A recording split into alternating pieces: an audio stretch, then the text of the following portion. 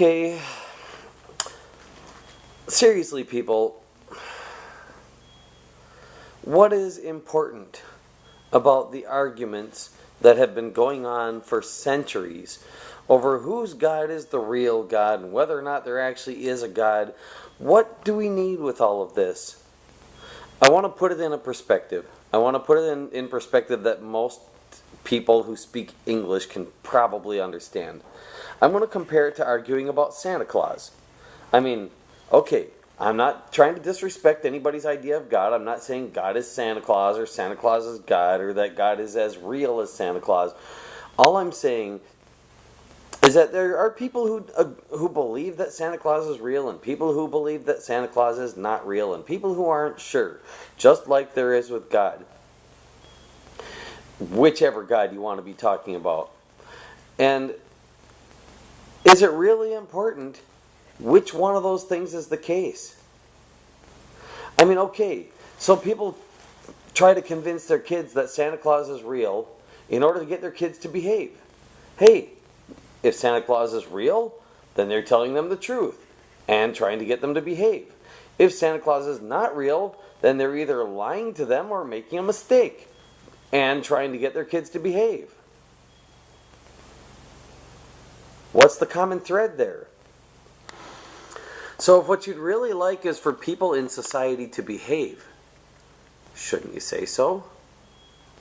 I think the same goes for a belief in God. It seems that most religions, and this may or may not be true about yours if you have one, but it seems that most religions are mainly built around the idea of getting people to behave. Getting people mainly to do what they're told. But is that really the way we want people to behave? If somebody's told to come and do some bad thing to you, do you want them to do what they're told? Because that is what religions end up enforcing. They get people to do what they're told. Wouldn't it be a whole lot better if we could get people to think about what they do and to think about what they should do and to do what seems right, not what seems like it's going to get them out of some punishment or give them some reward? And if your religion can do that, well then, great, all the more power to you. But if you don't honestly believe that everything in your religion is true and that you're absolutely certain that it's all true, then you shouldn't try to convince other people it is unless you really want to lie to them. And if you lie to them, expect an argument because some people are going to see through it. Now, on the other hand, if you do believe that your religion is teaching nothing but truth, if you believe 100% of everything in your religion, well, then tell people so. But there again, if you understand that it's something that's not easy for everyone to believe, don't expect everyone to just believe it. And think to yourself, does it really matter whether or not they do? I mean, obviously, if there was an all-knowing, all-powerful being out there who wanted to make sure everybody believed it existed, it wouldn't have any trouble doing that. If it's made the process difficult, then I think it's safe to assume that it wanted some people not to believe, for whatever reason. Maybe they'll be better people because of it. Maybe they'll help the people who needed help to believe in some way that they wouldn't have otherwise. Or maybe they're there to make sure that people don't believe a lie.